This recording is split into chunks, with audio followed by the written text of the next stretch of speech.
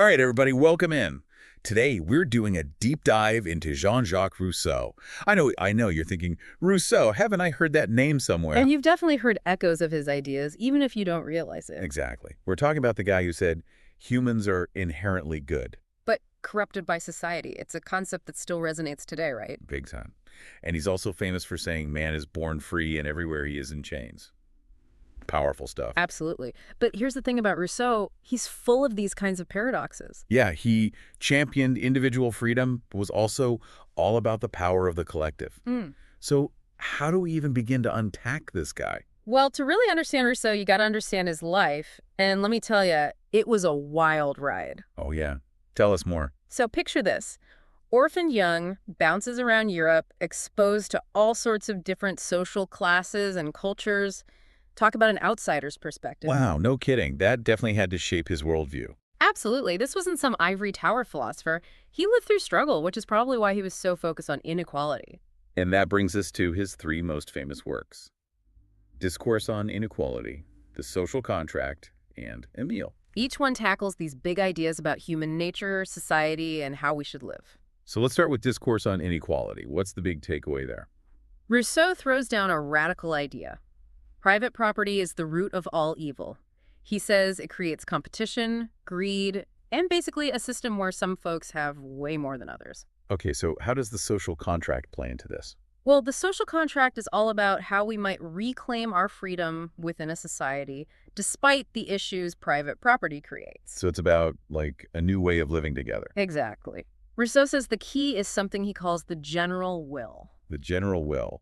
That sounds kind of abstract. It's not just about what each person wants individually, but what's truly best for the entire community, the needs of the many, and all that. Interesting. But how do you actually figure out what's best for everyone? That seems impossible. Did Rousseau have any practical advice for that, or was he just theorizing? Well, that's the million-dollar question, isn't it? And it's something people are still debating centuries later. But Rousseau did have strong opinions, especially when it came to how we govern ourselves. Like what? What do you think about democracy, for example? He was pretty skeptical of representative democracy, actually. He worried that elected officials could easily lose touch with the people they're supposed to represent. So he wasn't a fan of the whole voting thing? That's pretty radical. He wasn't anti-voting, but he thought direct democracy, where citizens have more immediate say in decision-making, was a better way to go. Think town hall meetings or referendums. So more direct participation, less relying on politicians to make decisions for us. Exactly. Rousseau thought that was closer to achieving the general will. Whether it would work in practice?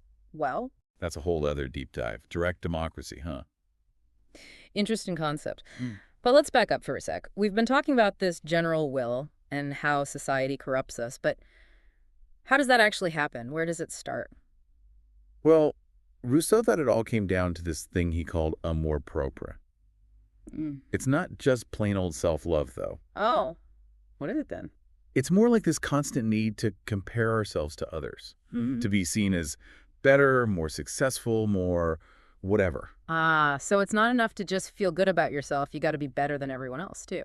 Exactly. And this desire for status and recognition, it can work us, make us do things we wouldn't otherwise do. And Rousseau thought this was like the root of all the problems in society. Oh, wow. Okay. And this is all tied to private property, too, right? Because once you start comparing yourself to others, then you start wanting more stuff, more possessions, all those things that make you look successful. Bingo. And then you get this endless cycle of wanting more, never really feeling satisfied. You're trapped in this competition, always striving for something just out of reach. It's kind of bleak when you put it like that, but it also kind of rings true, you know? So if all this comparison is messing us up, how do we break free? What's the antidote? Well, that's where Rousseau's ideas about education come in. He wrote this whole book about it called Emile. And it's not just about learning your ABCs, it's about nurturing free-thinking, moral individuals. So like raising kids who can resist all those corrupting influences we've been talking about. Exactly. He believed that kids are naturally good, but society kind of beats that out of them with all its rules and expectations. Yeah, he wasn't a big fan of the traditional education system, was he? Not really. He thought it was too rigid, too focused on memorization and discipline. Instead, he advocated for something called natural education. Natural education. What's that all about?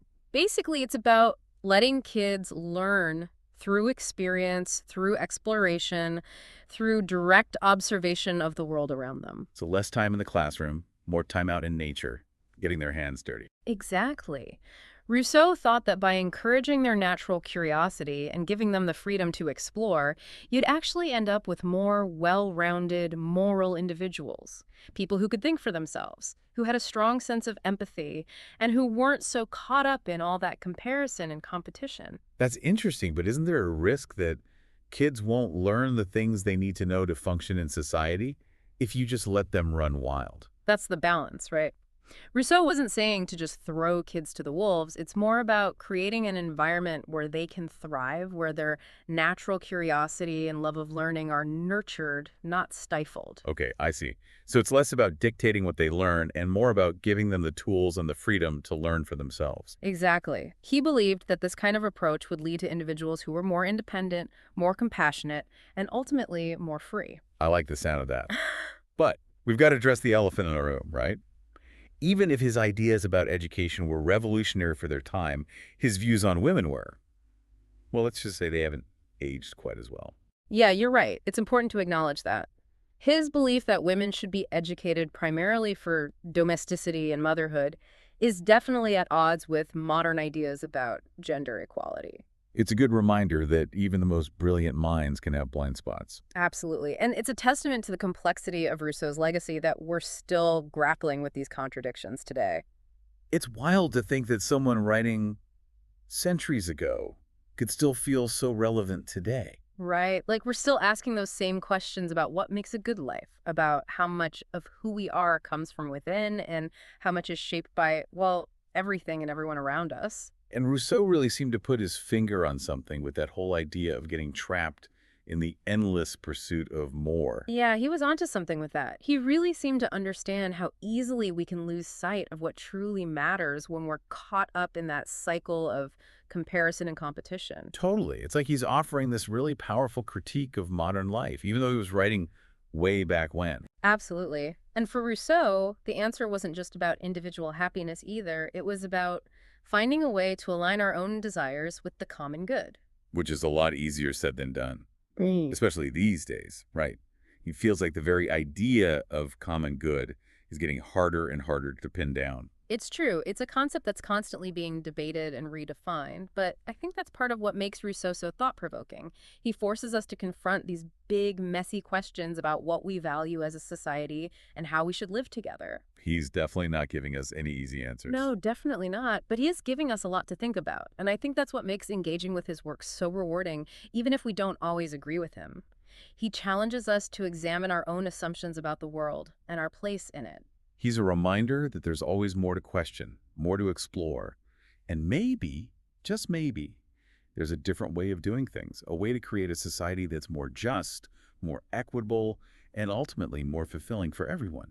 I like the way you put that, and I think that's a good note to end on. Rousseau may not have all the answers, but he definitely knew how to ask the right questions, questions that are still relevant centuries later. Absolutely. So, to everyone listening, keep those questions in mind as you move through your world.